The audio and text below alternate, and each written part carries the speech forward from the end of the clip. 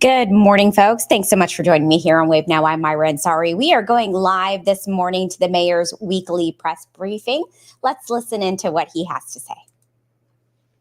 John, anybody else from Parks coming over? You guys ready? Well, good morning, everybody, and thank you all so much for joining us here at the wonderful Emerson Park. This may not be our biggest park in Louisville. In fact, it's one of our smaller ones at just under 2 acres, but it is a great park. It is a great park for this neighborhood, for surrounding neighborhoods, for everyone in our community who loves to garden. This is an example of what our park systems should be all about attracting people from surrounding neighborhoods to gather, to be healthy, to be outdoors, to be enjoying one another in a safe environment. And so it's wonderful to be here for this exciting announcement that we have today.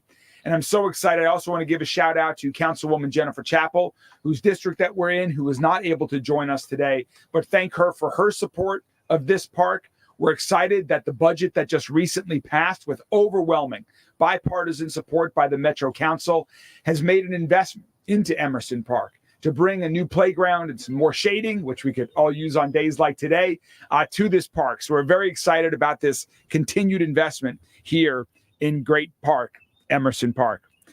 And today's announcement, our first announcement, involves parks like this one and the work that Metro government is doing to create great green spaces in urban neighborhoods. This work really came into focus during conversations that I and others in my administration had during the last 2 months as we worked with Metro Council and the community to pass our budget. When I proposed my original budget, I called for big investments into our parks because I believe in the power of our parks to enhance the quality of life. And I see our great park system as one way that we can continue to contribute to the mental and physical health, to our economy, to public safety, and more all across our city, in every neighborhood in our city. And I'm so proud that the budget that we recently passed with Metro Council's overwhelming bipartisan support has great investments in our parks. And we're here today at Emerson Park because of something that my administration and I learned more about through the budget process, especially from community conversations that we had about where we invest the city's resources to create the greatest impact. What I heard over and over, loud and clear after I proposed the initial budget from people all across our city, is that land use and urban agriculture is critically important to the people of Louisville. And I want to thank each and every person that spoke up, that reached out to me in my office, that reached out to Metro Council, to every person who shared their perspective, who shared their experiences, shared their ideas for how we could do a better job of creating an even healthier city than we have today. The people spoke, and we listened. We responded. That's how democracy is supposed to work, in conversation with one another, by listening to one another, by learning from one another. And that's how we strengthen the partnership between city government and the people that we all serve. And that's why our final budget restored funding to partners like the Jefferson County Soil and Water Conservation District and the UK Cooperative Extension offices. And that's why we're here today, because it's clear that this issue is important to the people of Louisville, and Metro government should do more, can do more, and now is doing more. So today, I'm thrilled to announce that we're creating Metro government's first urban agriculture program. This new urban agriculture program will be housed within the Louisville Parks and Recreation Department. And it will coordinate Metro government's work with partners all across our city and beyond to create and maintain more community gardens like the one behind us here today, to create and promote more urban farms and other efforts to help us grow and to strengthen urban agriculture. This work can help address the issue that we all want to address of providing for more produce and food deserts, as well as supporting our sustainability efforts and so much more, including our efforts to promote health equity. We're exploring more ways that we can have edible landscapes in our public parks, more ways that we can have more great community gardens like the one here at Emerson Park. And there are so many great people already working on this. Great people in the two partners that I just mentioned earlier, and great people within our growing Louisville Metro Parks team. We'll be collaborating with all of them and more to find the best ways to promote sustainability and health equity going forward, led by our park system. Because the people of Louisville have made it absolutely clear that strengthening urban agriculture is an important part of our way to make our city safer, stronger, and healthier. So to talk a little bit more about our new urban agriculture program, I'd like to bring up our new executive director of Louisville Parks and Recreation, Michelle King, to share a little bit more about this program and what we're going to be doing moving forward. Michelle? Thank you, Mayor Greenberg. It's really exciting to be a part of this announcement with you. I have just joined Parks and Recreation myself, but I can clearly see the potential benefits that this new program will bring. The urban agriculture program within Parks and Recreation will add yet another facet to the many ways that we serve our community.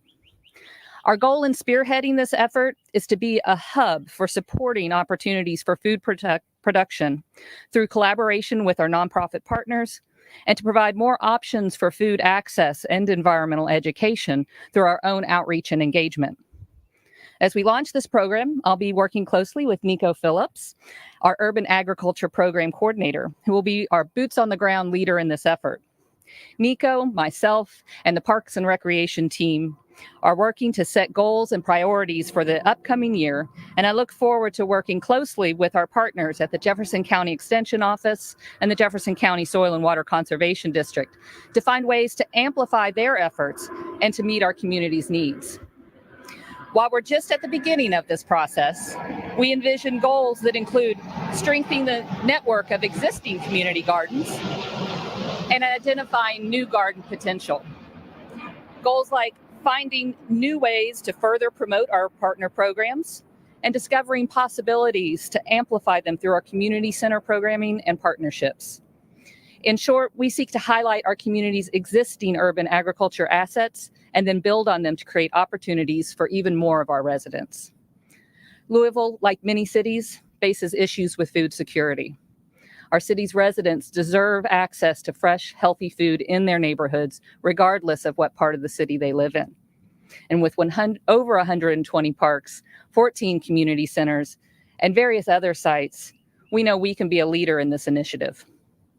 And as we stand here and see this beautiful Emerson Community Garden sponsored by the Jefferson County Extension Office thriving, our hope is to see many more spaces like this in the years to come. Gardens that are teeming with produce and nurturing our community. I extend my sincere thanks to the Jefferson County Extension Office and the Jefferson County Soil and Water Conservation District for joining us in this cause. There's a lot of work ahead, but I'm really excited for the opportunity to grow this partnership together. Thank you. Thank you so much, Michelle. I encourage everyone before you leave today to check out the community garden to get to know some of the folks who are here tending to their gardens. And we are so excited about doing so much more. So again, thanks to our partners that Michelle just mentioned. Thanks to other partners around the city. We're looking for more partners as well to create even more community gardens and extend this effort through our new urban agriculture program. Thank you all very much. Thank you. We'll take questions at the end also. We've got two more things. Next, we're all looking forward to the 4th of July in a couple of days and to celebrating the birth of our great country, to spending time with family and friends, to enjoying hopefully good weather like this beautiful day today. There are great events all across our city to help celebrate the 4th of July. We just had the Riverview for Independence Day celebration in Southwest Jefferson County last weekend. Thursday night at the waterfront, there are great events. There are other great events all across our city. We'll be reading the Declaration of Independence on the steps of Metro Hall on Thursday morning, and so much more. And a big part of celebrations across our city and country is fireworks. And that can be done safely.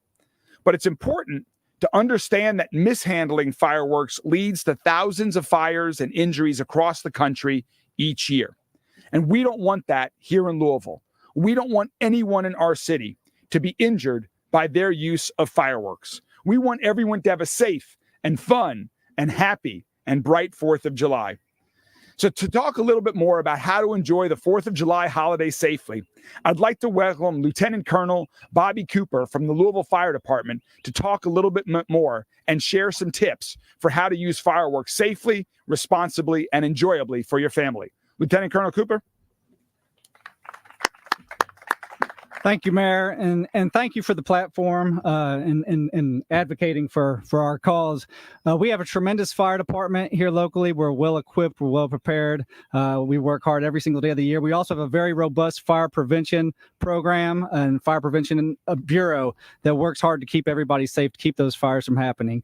So we're here to share the message of fireworks safety on the 4th of July. Every single year, we see thousands of injuries, we see thousands of fires, and we get this message out every single year, and it's difficult to change the statistics. We're not talking about nationally, we're not talking about in the Commonwealth, we're talking about here locally in our very own neighborhoods. We have devastating injuries, we've had fatalities in recent years, and we have a significant number of fires caused by fireworks. Nearly every single year, nearly 13,000 ER visits are made due to fireworks, and oftentimes the tragedy is that those are our young citizens, the most vulnerable, account for nearly a third of those injuries and those visits to the ER every 4th of July. Kids under 15 years old. So it's critical that the citizens understand the hazards that are associated with consumer store-bought fireworks, realizing that it's not just the things that go up and explode in the air, but it's the smaller things that do a tremendous amount of damage. Anything in Jefferson County, the ordinance says if it flies, if it leaves the ground, if it explodes, it's illegal in Jefferson County. Within the state of Kentucky, you have to be over the age of 18 to purchase fireworks and to use fireworks. You also have to make sure that if you're using those fireworks, you're 200 feet away from any kind of a structure or any kind of a vehicle or a person. Now, with that being said, we understand you can drive across the bridge, the river, and you can get other kinds of fireworks that are illegal here in Jefferson County. It's incredibly difficult to police. So that's where we're asking for you guys to help. We're asking for the public to help, for neighbors to help one another, to remind each other of safety precautions that you can use. Again, remember, 13,000 injuries a year. Along with those injuries, we have nearly 20,000 fires. 20,000 fires and $40 million in property damage that we see every single year in the United States. And oftentimes that's right here at home. So things to consider. Again, we talked about the illegal fireworks that you're not supposed to use, but even the legal ones cause the most damage. So things like a sparkler. Sparklers account for a tremendous amount of damage to our young people. These things burn at 2,000 degrees. And 2,000 degrees put in the hand, it's basically a blowtorch that's put in the hand oftentimes of a child, a wrong turn, handling the wrong direction, dropping on a toe, on a foot. Not only injuries to the limbs, but oftentimes to eyes and to the face. While they can be life-threatening injuries, more often than not, they're life-debilitating injuries. So injuries that, again, the most vulnerable, our children, are going to carry with them for the rest of their life. So realize the dangers that you're putting in the hands of a child. As the mayor indicated, what we encourage you to do is leave it to the pros. Don't do store-bought fireworks. Go down to the waterfront park. Leave it to the professionals to light the fireworks off. Sit back and relax. Now, if you're going to do it, we understand. Some of you are still going to put on your home shows. And if you do it, just be prepared. Have a plan in place. So when I talk about that plan, make sure that you're having an adult, somebody over the age of 18 who is responsible, who is sober, and who has a plan in place to do something if something goes wrong. Having a water hose close by or a bucket of water to extinguish those fireworks after they're used. Having a fire extinguisher helps. Making sure that they're using eye protection. Again, never putting them in the hands of a child are critical things to remember. So we encourage you not to use them. Leave it to the pros. But if you're going to use them, please have a plan in place. And again, thank you for the platform, Mayor. Thank you. Thank you so much, Lieutenant Colonel Cooper. I hope folks heed the safety warnings. We want everyone to have fun. We want people to enjoy the 4th of July. But please take these tips to heart for the safety of you and your family. And our final announcement this week is our Louisvillian Doing Good series. And one issue for all of us to address in our city is bridging the digital divide. For our economy to keep growing and for every person in our city to have a chance to thrive, we have to do more to make sure that everyone is able to develop digital skills and access digital information and services. Our current focus area is getting more of our professionals trained on the work needed to include digital inclusion and equity. Last year, Metro government partnered with the nonprofit technology network, N10, to provide professional development to people working in some of our partner institutions. That program included the opportunity to earn a professional career certificate in digital equity. Today, we are happy to announce that library employee Raphael Maxon is the first of his cohort of peers to complete this training. Our libraries are essential to the work of advancing digital inclusion and equity. Having Raphael amongst the first to earn the certificate will strengthen our library's capacity to serve those who are working to overcome the digital divide. Raphael is an excellent example of our library employees who are committed to ongoing education as a way to better serve our community. We are proud of his accomplishment. He's a highly valued member of our dedicated public service staff, and we appreciate his and every member of the Louisville Free Public Library's commitment to serving the people of Louisville as they do every day. Raphael, we are so proud of what you have accomplished. You are an inspiration to others. We thank you for going the extra mile, and I'm thrilled to present you today as a distinguished citizen of our city. Congratulations. Thank you very much, Mayor. Thank you so much.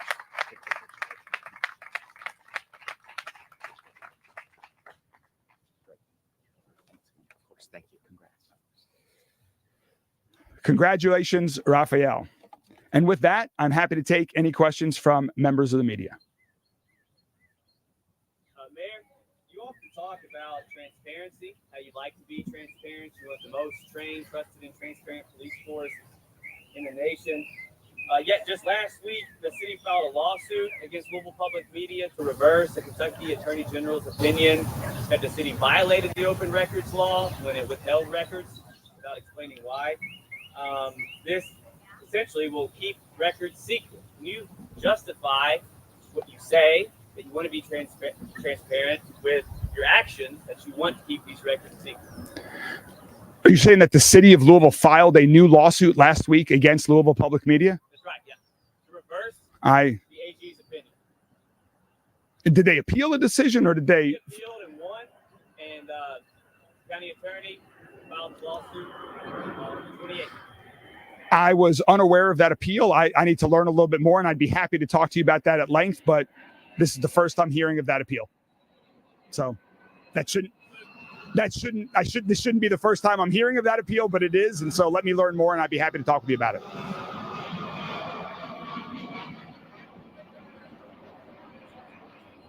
But can you, I'm sorry, with the plane, I couldn't hear you. Can you start over again?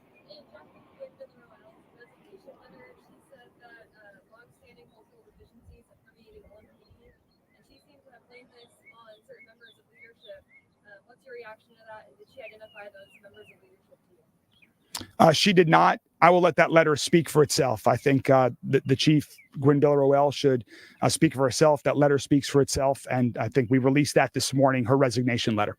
Also in it, she said she was asked by you to resign. Have you asked any other LMPD members involved with those ongoing sexual harassment investigations to resign? I have not. Did you ask her to resign? Again, as I said a couple of weeks ago, I'm going to keep the conversation I had with the chief and myself private. Her letter speaks for itself, and that is accurate. Yes. So yes, I did. That was for her to provide that information, but I'm going to keep the rest of our conversation private. She also claimed there was a wall of divisiveness between LMPD, citizens, media, and the mayor's administration. Do you believe this is true, and what are you doing to address that? I believe that LMPD, our entire Metro government, we have to continue to improve. We have to continue to earn the trust of the community every day of the year. And I believe we have made good progress in that regard, and we have to make more. And so that's why we're going to continue to do more to work with the community on a daily basis, that ensure that our officers are getting to know members of the community that they serve better than that they have in new ways that we have done in the past. We're going to continue to add more people to LMPD who can engage with the community. We're going to continue to support programs like the Police Activities League. We're going to continue to ensure that our police that are working a beat get to know members of the neighborhoods, business owners, religious leaders, formerly incarcerated individuals that live in that neighborhood that they need to know. All of that is stuff that we have to continue doing a better job of every day. Like, what are some of the benchmarks for improvement, though, would you say? Like, what do you want to see, like, in the next couple of years, LMPD get better?